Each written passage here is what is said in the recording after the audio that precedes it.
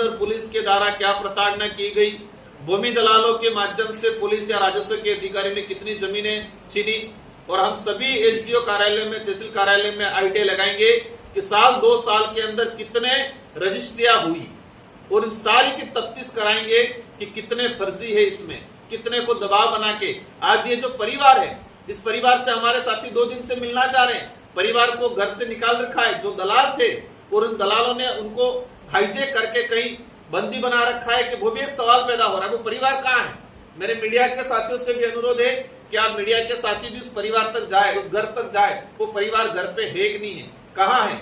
और हमारे पास जो जानकारी आई है कि जो दलाल है वो भाजपा के पदाधिकारी, भाजपा के कार्यकर्ता है, और भाजपा के नेताओं का श्रेय है उनको, और इसीलिए ये चीज सामने नहीं आ रही है। हम प्रयास करेंगे उन परिवार तक जाए, उन तक पहुंचे। और मीडिया के साथियों से भी मेरा अनुरोध है कि आप भी जाओ, परिवार से पूछो वास्तविकता क्या है, क्योंकि परिवारों को कहीं न कहीं अंडरग्राउंड कर रखा है इन लोगों ने। पीड़ित ने इसकी शिकायत मार्च महीने में ही एसपी साहब को दे दी गई, लेकिन कार्रवाई अब जगह हुई, वो भी अखबार में छपने के बाद। इसको किस तरह से देखते हैं?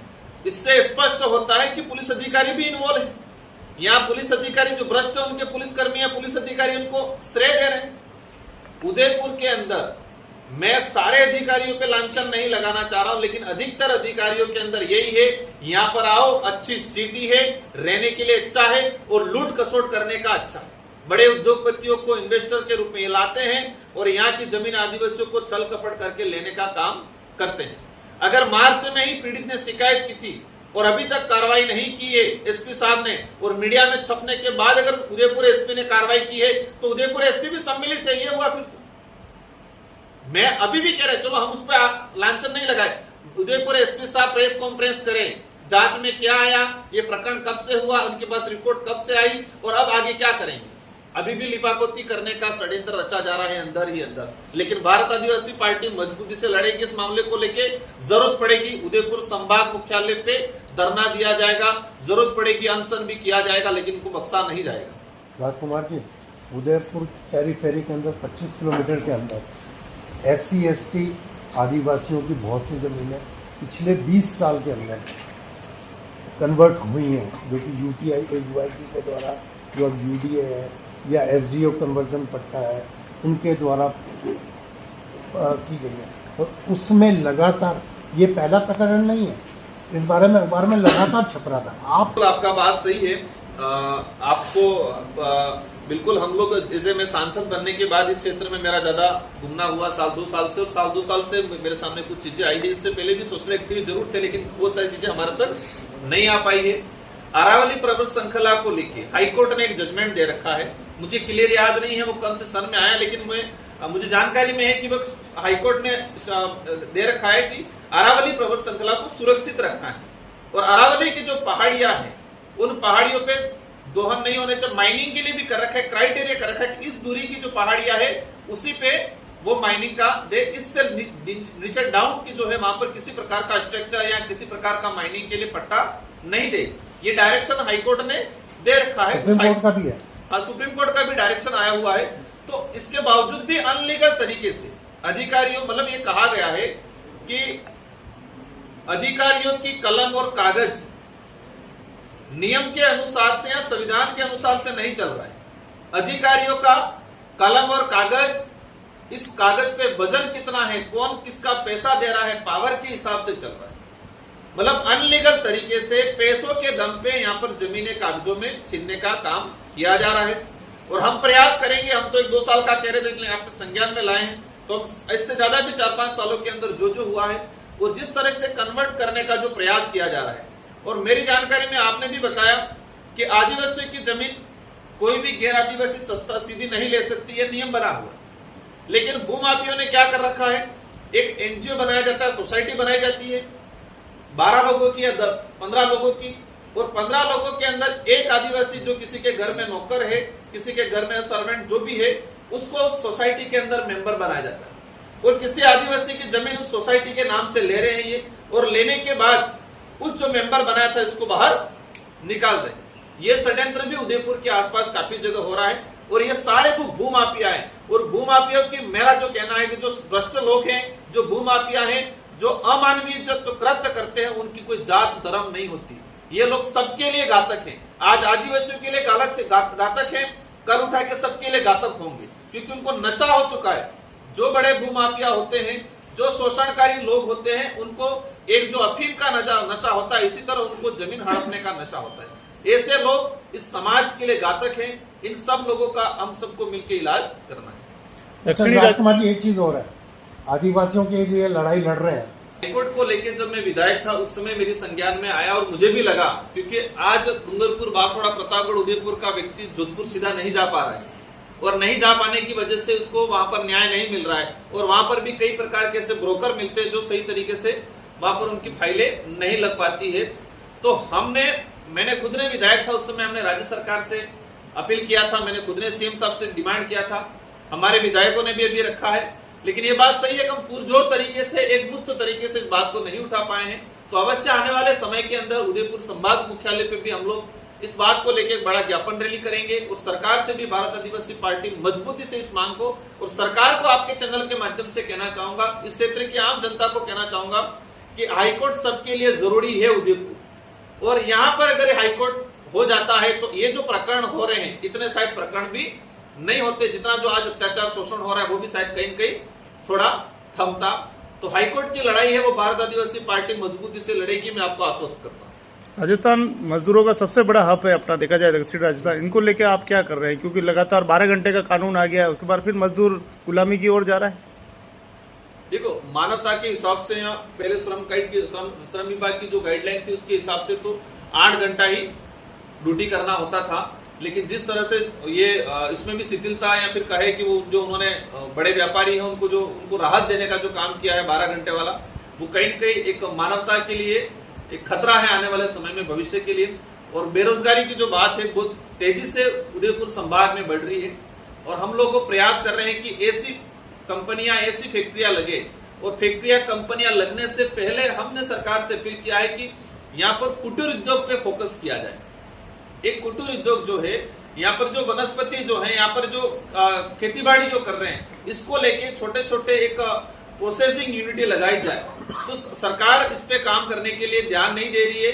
और हमने ये भी कहा है कि एक टूरिज्म प्लेस है, शायद राजस्थान का सबसे शानदार, ये हमारा जो ट्राइबल इलाका है उदयपुर संभाग, माउंट आबू, बांसवाड़ा, माही डैम, कगड़ा डैम, हमने एक प्रपोजल दिया था पिछली गवर्नमेंट में कि एक ट्राइबल टूरिज्म के नाम से डेवलप किया जाए, एक नेचुरल टूरिज्म के नाम से डेवलप किया जाए, ताकि एक टूरिज्म हमारा एक बड़ा बिजनेस बने, ताकि हमारे कई जो बेरोजगार साथी हैं उनको छोटा मोटा रोजगार मिले। और इस पे हम लोगों ने पुरजोर तरीके से सरकार से मांग भी रखी है, और हम प्रयास भी करेंगे। मैंने केंद्रीय जो मंत्री हैं गजेंद्र जी, उनसे भी मैंने इस संबंध में बात रखी है, और मेरा प्रयास रहेगा उनसे मिलकर आने वाले समय में इस क्षेत्र के अंदर एक ट्राइबल टूरिज्म के नाम से एक बड़ा प्रोजेक्ट लाया जाए, ताकि अधिकतर साथियों को रोजगार मिले। एक ई श्रम कार्ड लेके आए थे, क्या अभी तक धरातल पे नहीं उतरा? सिर्फ मरने पे सहायता, जिंदा रहने पे कुछ नहीं। बिल्कुल, इस श्रम वाला आपने सही मुद्दा पकड़ा। ये जिंदा रहने जो व्यक्ति जिसका बना हुआ है, उसको किसी प्रकार की कोई फैसिलिटीज नहीं मिल पा रही है। स्कॉलरशिप के अंदर उन्होंने कहा है कि प्रावधान है, लेकिन स्कॉलरशिप के अंदर भी पता नहीं ऐसी शर्तें लगा रखी है कि वो उस व्यक्ति को, इसके बच्चों को नहीं मिल पा रहा है। और मरने के बाद भी अधिकतर लोगों को इसको कोई ऐसी गाइडलाइन बना रखी है कि अधिकतर गाइडलाइन इस हिसाब से बना रखी है कि इसको वंचित कैसा रखा जाए। तो सरकार से मैं अनुरोध है कि जो श्रमिक है वही हमारे सबके लिए, मैं कहे कि कहा जाता है कि मजबूत आदमी, अगर उसके बिना ये देश न स्वच्छ रह सकता है, न देश का विकास हो सकता है, न आने वाले भविष्य का निर्माण हो सकता है। तो उसके लिए सरकार को संज्ञान में लेके ई श्रम कार्ड को एक व्यवस्थित तरीके से, जो जिंदा है, जो व्यक्ति काम कर रहा है, उसके बच्चों को फैसिलिटीज मिले, उस पर काम करने की लाने का जो उद्देश्य था, मैंने प्रयास किया कि सरकार इस बिल से लाने से पहले एक अपनी तरफ से ब्रीफ नोट या एक प्रेस कॉन्फ्रेंस करे कि बिल को लाने की जरूरत क्या है। राजस्थान के अंदर जबरदस्ती धर्म परिवर्तन के पहले कितने केस सामने आए, ये आंकड़ा सरकार ने अभी तक उपलब्ध नहीं कराया। किसी भी कानून या किसी भी बिल को लाने के पीछे एक आधार होता है, कारण होता है। तो सरकार से हमने कहा था कि राजस्थान के अंदर आप ऐसे प्रकरण सामने, या कितना प्रकरण है जो जबरदस्ती धर्म परिवर्तन हुआ है, और इससे कहा जाए कि इस मामले में सबसे ज्यादा टारगेट आदिवासी समुदाय हुआ। आदिवासी समुदाय इतना भोला भाला है, वो अपनी कोई परिवार में बीमार हो जाता है तो नजदीक में मंदिर होगा तो वहां भी जाएगा, गुरुद्वारा होगा तो वहां भी जाएगा, मस्जिद होगा तो वहां भी जाएगा। उसको इन चीजों से ज्यादा कोई मतलब नहीं, और अपना जो पूजा पद्धति है, अपने जो पूर्वज है, गांव खेड़े की माता है, सब जगह जाएगा। वो इंसान में धर्म के आधार पे फेर नहीं रखता था। ये पिछले कुछ सालों से ये चीजें सामने आई। सबको इंसान मानता था, सबको अपना मानता था, लेकिन ये धर्म के नाम से नफरत कुछ कहा जाए कि 10-15 सालों के अंदर आई है। ये जो बिल लाके एक राजनीति करने का आधार बनाया, हथियार बनाया है। अभी डूंगरपुर में हुआ, एक सनफ्लावर स्कूल चल रही थी।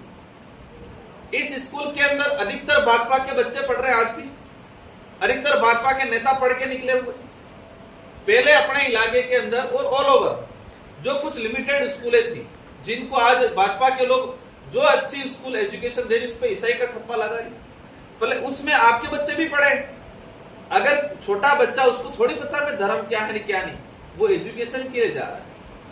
अगर उस स्कूल ने डूंगरपुर में जो स्कूल पे उन्होंने भाजपा के लोगों ने जाके अटैक किया, जाके जेसीबी ले जाके तोड़फोड़ कराई, जो अनाज था उसको गडर में डाल दिया, इसी स्कूल से भाजपा के आज कई पदाधिकारी निकले हुए। अगर वहां धर्मांतरण ही होता तो वो आज आरएसएस या भाजपा में कैसे होते? हर समाज का व्यक्ति पढ़ रहा है, तो उन्होंने एक सिर पर राजनीति करने का हथियार बनाया है इस बिल को।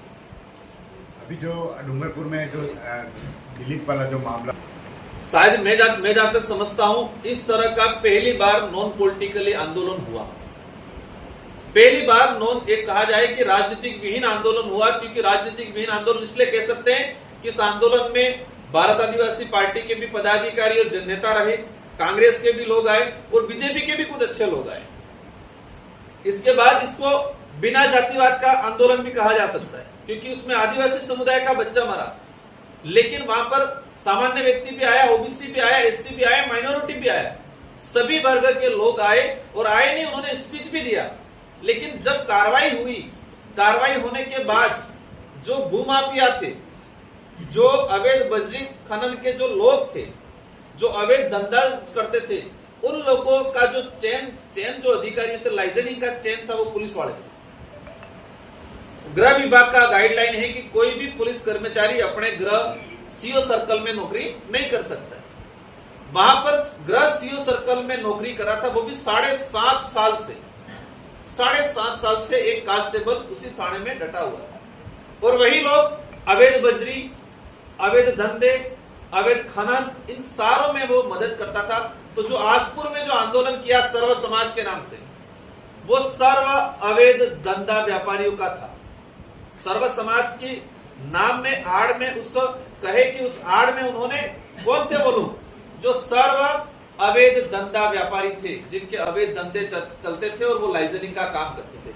आपको अगर लग रहा था पुलिस विभाग जांच करेगी, वो आदमी इन्वॉल्व था नहीं था। एक आदमी मर गया, इस आदमी की पुलिस कस्टडी में डेथ होगी, और आप इसके बाद कह रहे हो कि वो पुलिस जो निलंबित हुआ है उसके लिए आप आवाज उठा रहे हो। तो वो जो भ्रष्टाचार करने वाले लोग थे, अवैध धंधा करने वाले वो लोग थे सर्व समाज की आड़ में।